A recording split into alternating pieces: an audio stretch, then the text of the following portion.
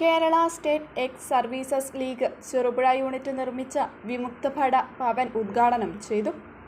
കുടുംബസംഗമത്തിൽ Cherupuzha unit president Joseph Mathew പുൽത്തകേടിയിൽ അധ്യക്ഷനായി. വിമുക്തഭട ഭവൻ സംസ്ഥാന president retired lieutenant colonel Jayadevan ഉദ്ഘാടനം ചെയ്തു.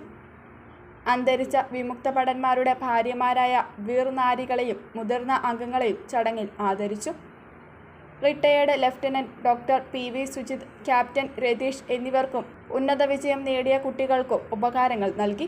കണ്ണൂർ ജില്ലാ സെക്രട്ടറി നാരായണൻ പയ്യാരട്ട മുഖ്യപ്രഭാഷണം നടത്തി. Payyannur taluk president P V. Raveendran, R K. Damodaran, Radharaghavan, A K. Joseph, Francis Chittarikkal തുടങ്ങിയവർ സംസാരിച്ചു.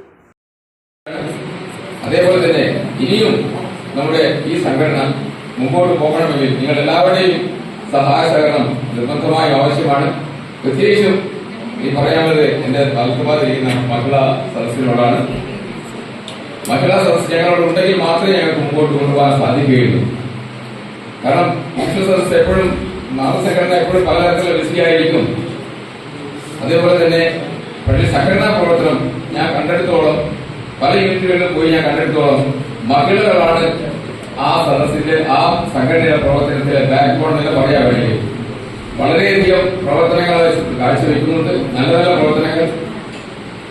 ഇതിനു മുമ്പ് ഞാനൊരു തൃശ്ശൂർ ഡിസ്ട്രിക്റ്റിൽ പരിപാടി പോയപ്പോൾ അവിടെ എല്ലാ സ്റ്റേറ്റ് മാനേജ്മെന്റ് ഇവൻ പ്രസിഡന്റ് ഇവിടെ ഇരിക്കാന്നല്ലാതെ സ്റ്റേറ്റ് മാനേജ്മെന്റ് ഇവിടുത്തെ ഈ MC മാസ്റ്റർ ഓഫ് സെറമണി മുഴുവൻ ഒരു ലേഡിയായിരുന്നു.